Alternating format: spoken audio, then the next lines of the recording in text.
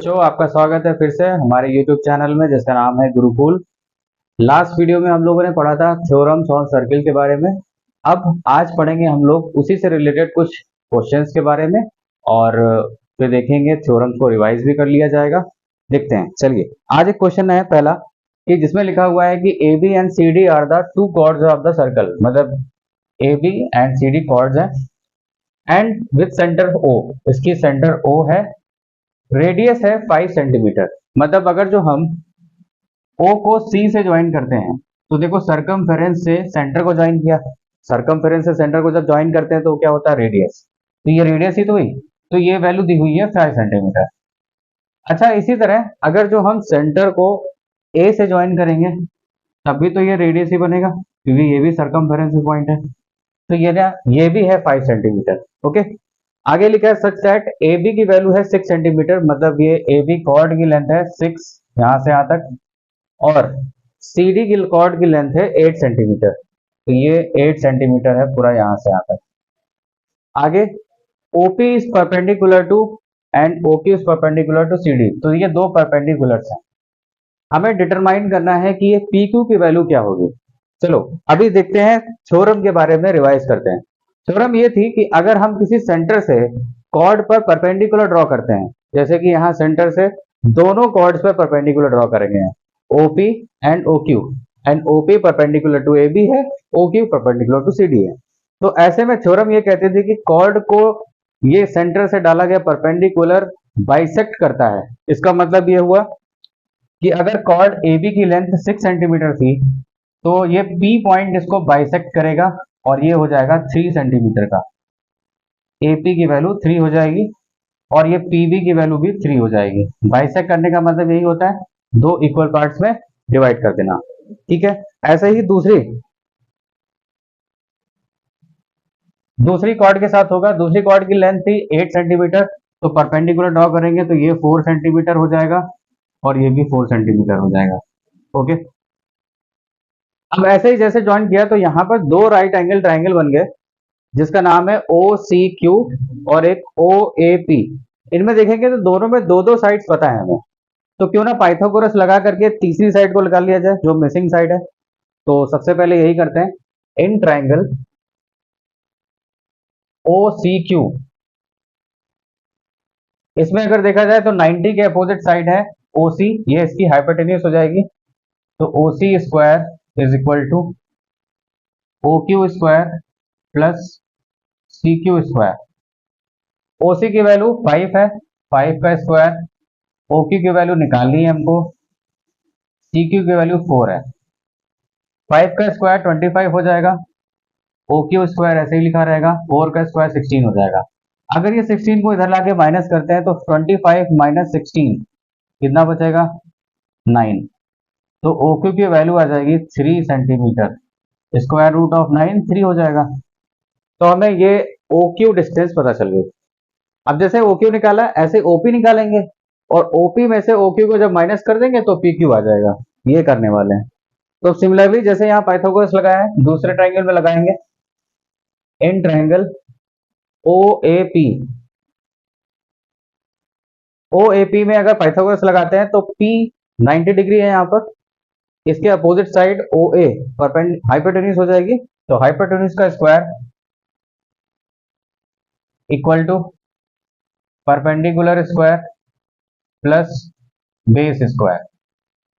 Okay, OA की value radius of the circle है, radius of the circle थी 5, square is equal to OP निकालनी है। AP की बात करें तो 3 स्क्वायर है, 25 हो जाएगा, ये 9 हो जाएगा। 25 माइनस 9 16 आता है, तो OP स्क्वायर हो गया 16 सेंटीमीटर। तो यहां से OP की वैल्यू आ गई 4 सेंटीमीटर, 16 का स्क्वायर रूट। ओके, अब हमें पता है ये पूरी डिस्टेंस OP और ये डिस्टेंस OQ, तो अगर OP में से OQ हटा दें तभी तो PQ आएगा और यही तो आंसर है। ओके, तो PQ is equal to OP minus O Q, यानी कि 4 - 3 1 सेंटीमीटर इज द आंसर। समझ में आया? जल्दी से इसको नोट कर लेंगे। ओके, तो अब नेक्स्ट क्वेश्चन है यहाँ पर कि A B and C D are the two parallel chords of the circle such that A B is equal to 10 centimetre and C D is equal to 24 centimetre if two chords are on the opposite sides. इतनी detail से यार अगर हम इसका diagram बनाएं, सबसे पहले एक सेंटर है, उसकी सेंटर है ओ, और इसमें कह रहे हैं दो कॉर्ड्स हैं जो पैरेलल हैं एक दूसरे के बट सेंटर के अपोजिट हैं। तो अगर हम सेंटर के एक तरफ ए बी कॉर्ड इधर बनाते हैं तो दूसरी सेंटर के नीचे मतलब दूसरी अपोजिट साइड में बनाएंगे और उसकी जो लेंथ है वो दूसरी लेंथ है उसकी बड़ी है। ए बी की वैल्यू 10 सेंटीमीटर है और ये 24 सेंटीमीटर है और ये एक दूसरे के पैरेलल हैं, तो ये पैरेलल का सिंबल लगा दिया। Two chords parallel to each other opposite side of the circle. आगे, and the distance between them is 17 centimetre. अब इनके बीच की डिस्टेंस की बात करें तो डिस्टेंस हमेशा परपेंडिकुलर ली जाती है। तो अगर O से यहाँ का एक परपेंडिकुलर ड्रॉ करें और ये परपेंडिकुलर ड्रॉ करें तो ये पूरी डिस्टेंस है 17 सेंटीमीटर। ओके, ये परपेंडिकुलर डिस्टेंस होगी, यहाँ पर क्वेश्चन में नहीं लिखा होगा, फिर भी हमें ये खुद से समझना होगा कि कोई भी डिस्टेंस अगर दी होगी तो वो हमेशा परपेंडिकुलर डिस्टेंस दी होगी। ओके, तो उसके बाद बताना है रेडियस ऑफ द सर्कल क्या होगा। बड़ा आसान है। सबसे पहले रेडियस ऑफ सर्कल अगर हम ज्वाइन करें तो क्या ये रेडियस ऑफ द सर्कल होगा और क्या ये भी रेडियस ऑफ द सर्कल होगा। ओके, तो यानी कि ओडी और ओबी यही रेडियस है, इसको आर मान लेते हैं, तो यही लिख देंगे let radius be R, let radius be R centimetre. अब इसको निकालने के लिए फिर से वही थ्योरम लगाएंगे कि perpendicular from the centre, centre से अगर परपेंडिकुलर कॉर्ड पे डालते हैं तो कॉर्ड को बाइसेक्ट करता है। तो अगर ये टोटल 24 था, कॉर्ड को बाइसेक्ट करेगा तो ये 12 सेंटीमीटर हो जाएगा। अब बाइसेक्ट के लिए यहाँ कुछ पॉइंट सपोज कर लेते हैं कि ये पॉइंट मान लेते हैं एम है, इसी तरह ये पॉइंट एन मान लेते हैं, तो ये इसको भी बाइसेक्ट करेगा। अगर ये पूरी लेंथ 10 सेंटीमीटर थी तो ये हो जाएगी 5 सेंटीमीटर। ओके, और बची हुई साइड ये जो पूरी 17 है ये परपेंडिकुलर डिस्टेंस है, ये इक्वल डिस्टेंसेस नहीं है, मतलब ओ एम और ओ एन इक्वल नहीं है। तो इसको कुछ सपोज कर लेते हैं, फॉर एग्जाम्पल अगर हमने इसको x मान लिया और पूरी 17 सेंटीमीटर थी तो बची डिस्टेंस कितनी हो जाएगी 17 माइनस एक्स। ओके, अब फिर से यहाँ पर हमारे सामने दो राइट एंगल ट्राइंगल है, इनमें पाइथागोरस थ्योरम लगाएंगे। सबसे पहले यहाँ से x की वैल्यू निकालेंगे पाइथागोरस से और उसको सब्स्टिट्यूट कर देंगे दूसरे वाले पाइथागोरस थ्योरम में। ओके, तो सबसे पहले ट्राइंगल ओ एम डी में आते हैं, इसमें हाइपोटेन्यूज है O D is equal to perpendicular square plus base square. O D की बात करते हैं तो उसको आर माना हुआ है, ओ एम एक्स है, डी एम 12 है, स्क्वायर करेंगे यहाँ पर ये 144 हो जाएगा। और जैसे कि बताया यहाँ से एक्स स्क्वायर की वैल्यू को निकाल लेंगे और इसका यूज करेंगे।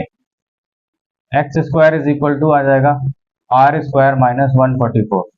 इसको इक्वेशन नंबर 1 डाल के छोड़ देते हैं। सिमिलरली ऊपर इस वाले ट्रायंगल में पाइथागोरस लगाते हैं जिसका नाम है O N B. In triangle O N B इसमें हाइपोटेन्यूज देखेंगे तो ये हाइपोटेन्यूज है ओ बी, इसका स्क्वायर करेंगे तो ये ओ बी को आर माना हुआ है, R square is equal to ये 17 माइनस एक्स है, 17 माइनस एक्स का स्क्वायर फिर 5 का स्क्वायर। यहाँ पर a माइनस बी का होल स्क्वायर लगा सकते हैं, 17 माइनस एक्स का होल स्क्वायर और फिर वैल्यू रख देंगे यहाँ पर, तो क्या आ जाएगी 17 square plus x square minus 2 into 17 x plus 5 का स्क्वायर हो जाएगा 25। 17 का स्क्वायर क्या होता है 289 होता है plus x square minus 34x plus 25। यहाँ पर सब्स्टिट्यूट करते हैं, ये x की वैल्यू को एक्स स्क्वायर की जगह पर ये रखेंगे और x की जगह पर इसी का अंडर रूट रख सकते हैं। अगर यहाँ से x निकालेंगे तो under root r square minus 144 आएगा। तो जहां जहां x दिख रहा है वहां पर वैल्यूज पुट कर देते हैं और ये 289 और 25 ऐड हो रहा है, इसको भी ऐड कर लेते हैं। तो 9 और 5 14 कैरी गया 1, 9 और 2 11 कैरी गया 1 प्लस एक्स स्क्वायर की जगह आ जाएगा आर स्क्वायर माइनस 144 और x की जगह पर आ जाएगा under root r square minus 144। यहाँ पर देखा जाए तो ये आर स्क्वायर और ये आर स्क्वायर जब एक साइड लाया जाएगा तो कट जाएगा, क्योंकि इधर प्लस है, इधर लाएंगे तो माइनस होगा, वो कट जाएगा।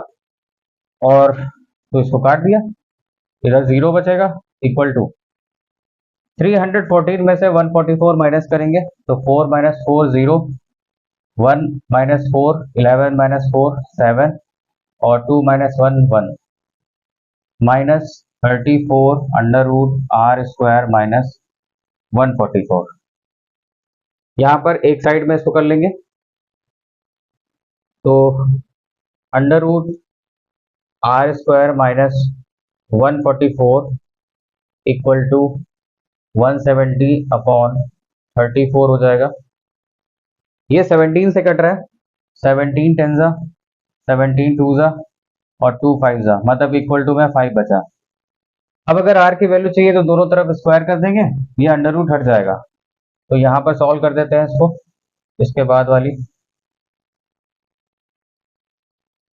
होल स्क्वायर करेंगे दोनों तरफ तो यहाँ से स्क्वायर रूट हट जाएगा और यहाँ 25 हो जाएगा। 144 उधर जाके ऐड हो जाएगा, इसमें 144 और 25 ऐड करेंगे तो 169 आएगा। और सभी को पता है कि 169 का अंडर रूट क्या होता है, 13 सेंटीमीटर। ये आंसर हो गया, इसको भी नोट कर लेंगे। फिर नेक्स्ट क्वेश्चन है यहाँ पर कि 2 circles of radii 5 and 4 centimetre. तो ये दो सर्कल्स हैं, एक की रेडियाई है 5 सेंटीमीटर एंड दूसरे की है 4 सेंटीमीटर। तो अगर इस बड़े सर्कल में रेडियस की बात करें तो ये सेंटर है, ये इसका सरकमफेरेंस है, यही तो होगी रेडियस 5 सेंटीमीटर। और छोटे की बात करें तो बी से सी तक ये 4 सेंटीमीटर। ये क्वेश्चन में लिखा हुआ है, तो इतनी डिटेल से हमने ये मार्किंग कर ली। कह रहे intersect each other and the length of the common chord is 6 centimetre. Common chord मतलब दोनों सर्कल के बीच में देख रहे हैं ये सीडी कॉर्ड बन रही है। तो अगर इसको पूरी लेंथ है 6 सेंटीमीटर और ये परपेंडिकुलर दिया हुआ है तो इसका मतलब इसको बाइसेक्ट करेगा। तो अगर पूरी 6 सेंटीमीटर थी तो बची हुई डिस्टेंस ये हो जाएगी 3 सेंटीमीटर। अब आगे बोल रहे हैं कि डिस्टेंस बिटवीन दियर सेंटर्स बताना। डिस्टेंस बिटवीन दियर सेंटर का मतलब ए और बी के बीच की डिस्टेंस तो चाहिए, यानी कि ए बी चाहिए। तो बड़ा आसान है, यहाँ पर दिख रहा होगा, यहाँ पर दो राइट एंगल ट्राइंगल बन गए, एक लेफ्ट साइड में और एक राइट साइड में। इस पॉइंट को कुछ सपोज कर लेते हैं, फॉर एग्जांपल इस पॉइंट को हमने एम ले लिया अगर, तो अब एक ट्राइंगल है ए सी एम और दूसरा है बी सी एम। इन दोनों ट्राइंगल्स में दो साइड मिसिंग है, इसमें ए एम नहीं पता है और इसमें बी एम नहीं पता है। तो अगर हम ए एम पाइथागोरस से निकाल लें इधर और इधर से बी एम निकाल लें पाइथागोरस से और दोनों को ऐड कर दें तो सीधे सीधे ए बी आ जाएगी कि नहीं। तो चलिए अब ऐड कर लेते हैं। तो पहले पाइथागोरस लगाएंगे in triangle A C M. इसमें हाइपोटेन्यूज है A C square is equal to A M square plus C M square. A C की वैल्यू है 5, ए एम की वैल्यू निकालनी है, सी एम है 3, 25 प्लस 9। यहाँ पर सॉल्व करेंगे तो A M square is equal to 16 आ जाएगा, तो ए एम की वैल्यू आ जाएगी 4 सेंटीमीटर। ठीक है, ए एम की वैल्यू 4 सेंटीमीटर लिखा है। फिर उसके बाद सिमिलरली जैसे इसमें किया है वैसे ट्राइंगल बी सी एम में लगाएंगे। इसमें हाइपोटेन्यूज क्या है, B C square is equal to B M square plus C M square. B C की बात करें तो ये 4 का स्क्वायर बी एम हमें निकालना है और सी एम 3 स्क्वायर है, ये 16 हो जाएगा। बी एम स्क्वायर प्लस 9, तो बी एम स्क्वायर की वैल्यू आ जाएगी 16 माइनस 9 और ये 7। तो यहां से बी एम की वैल्यू आ गई √7। थोड़ा सा अजीब से आ रही है बट अभी क्या कर सकते हैं, यही आ रही है। 16 माइनस 9 करते हैं अगर तो 7 ही आएगा, और 7 का √7। अब इस तरह से ए एम भी निकल आई और बी एम भी निकल आई। अगर A M plus B M करते हैं तो यही तो सेंटर्स के बीच की डिस्टेंस है, तो इसका मतलब distance between centre A B is equal to हो जाएगा A M plus B M. A M की वैल्यू है 4 और ये है √7, ये आंसर हो जाएगा। अब √7 की वैल्यू जो भी होगी उस पर रखने की जरूरत नहीं है, ऐसे ही छोड़ सकते हैं आंसर। ओके, नेक्स्ट क्वेश्चन है यहाँ पर, L and M are the midpoints of the two chords AB and CD of the circle with center O। एक सर्कल है जिसका सेंटर O है, AB और CD दो कॉर्ड्स हैं, एक दूसरे को इंटरसेक्ट कर रहे हैं, और यहाँ पर L और M इनके मिड पॉइंट्स हैं। मतलब AB का मिड पॉइंट L है और इसका मिड पॉइंट D है, CD का मिड पॉइंट M है। ये अब हमें बताना है पहला question, angle OLM and angle OML equal. जो एंगल इक्वल लाइन है उनको मार्क करें, अगर एंगल OLM ये होगा एंड एंगल OML ये होगा, इनको इक्वल लाना है। बड़ा सिंपल है, जरा देखो, एक थ्योरम पढ़ी थी हम लोगों ने, equal chords are equidistant from the centre, ऐसा पढ़ा हुआ है। और इसका कन्वर्स था कि if chords are equal then they are equidistant from the circle। तो अभी देखो यहां पर उसका कन्वर्स ही दिया हुआ है कि AB और CD इक्वल दिए हुए हैं, इक्वल chords। तो यहां से स्टार्ट करेंगे कि if AB equal to CD, तो इक्वल chords सेंटर से इक्वल डिस्टेंस पे होंगे। अब सेंटर से AB की डिस्टेंस देखी जाए तो OL है और CD की डिस्टेंस देखी जाए तो OM है, ठीक है। तो क्या OL और OM इक्वल होंगे? बिल्कुल होंगे। तो यहां से लिख देते हैं implies that OL is equal to OM। Reason यहीं पर बगल में लिख देंगे, equal chords are equidistant from the centre. अगर कॉर्ड्स की लेंथ इक्वल है तो वो सेंटर से इक्वल डिस्टेंस पर भी होंगे। ओके, अब जैसे ये साइड्स अगर इक्वल हो गई हमारी, तो ये जो साइड्स हैं एक ट्रायंगल में आ रही है जिस ट्रायंगल का नाम है OLM। तो इन ट्रायंगल अगर OLM की बात करें तो उसमें दो एंगल अगर इक्वल आते हैं तो एक थ्योरम होती है जिसको कहते हैं कि एंगल के अपोजिट, इक्वल एंगल के अपोजिट जो साइड होती हैं वो भी इक्वल होती हैं। तो अब L के अपोजिट जो साइड होगी वो M होगी और M के अपोजिट साइड L होगी। मतलब ये दोनों एंगल्स के साथ साथ में, साइड के साथ साथ में एंगल भी इक्वल हो गए। तो अगर OL is equal to OM होगा तो इन ट्राइंगल OLM हम लोग कह सकते हैं angle OLM is equal to angle OML। क्यों? क्योंकि OM के अपोजिट एंगल L है, OL के अपोजिट एंगल M है, और यही इक्वल प्रूफ करना था।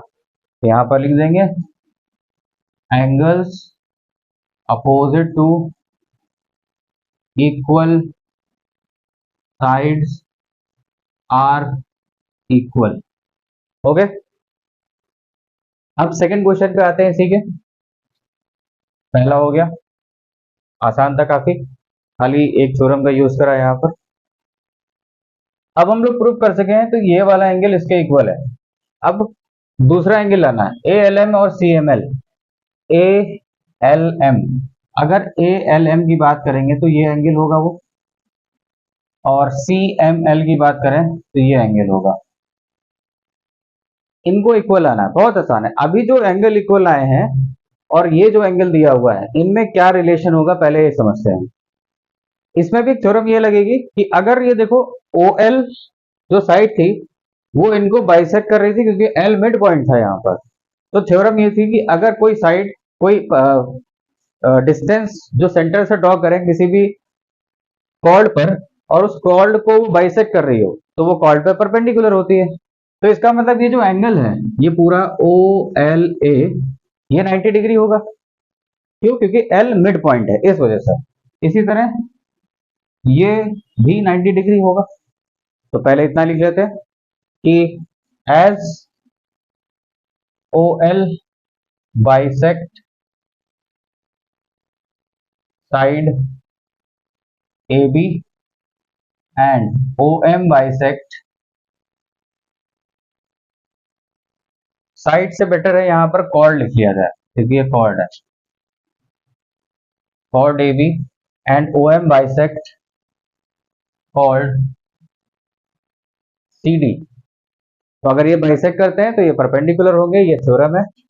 implies that OL perpendicular to AB and OM perpendicular to CD। तो ये दोनों परपेंडिकुलर हो गए एक दूसरे के। अब देखोगे तो अगर ये परपेंडिकुलर एंगल ही निकाले तो इन्हीं दोनों का सम, जो अभी पहले एंगल निकाला है और जो अब निकालना है, उनका ही सम 90 डिग्री आएगा। ऐसे ही यहाँ पर भी है, जो निकाल चुके हैं angle O M L and angle L M A, इनका भी सम 90 डिग्री है। तो बस ये लिख देंगे यहाँ पर, therefore angle O L M plus angle A L M ये 90 डिग्री हो जाएगा। तो यहां से ए एल एम की वैल्यू आ जाएगी 90 minus angle O L M. इसको इक्वेशन नंबर 1 डाल देते हैं, इसको 2 डाल देते हैं और जो पहले प्रूफ करा हुआ है ये इसको 1 डाल देते हैं। फिर इसी तरह इन दोनों का सम भी 90 डिग्री है। Angle O M L plus angle C M L equal to 90 degree. यहां से सी एम एल निकालेंगे तो ओ एम एल उधर जाके माइनस हो जाएगा। Angle C M L is equal to 90 minus angle O M L. Okay, अभी इक्वेशन नंबर 1 में ओ एम एल और ओ एल एम इक्वल आए थे, तो जो ओ एम एल लिखा हुआ है यहाँ पर ओ एल एम लिख सकते हैं। तो लिख देंगे यहाँ पर angle C M L is equal to 90 minus angle O L M. Equation number 3। अब अगर इक्वेशन नंबर 2 और 3 को देखा जाए, यहाँ पर देखे 2 और 3, ये देखो इक्वल आ गया कि नहीं। ये भी 90 माइनस ओ एल एम, ये भी 90 माइनस ओ एल एम। तो सी एम एल और ए एल एम क्या हो जाएंगे? इक्वल हो जाएंगे। तो from equation 2 and 3 angle C A L M is equal to C M L, hence 2। ये भी हो गया। समझ में आया? इसको जल्दी से नोट कर लेंगे।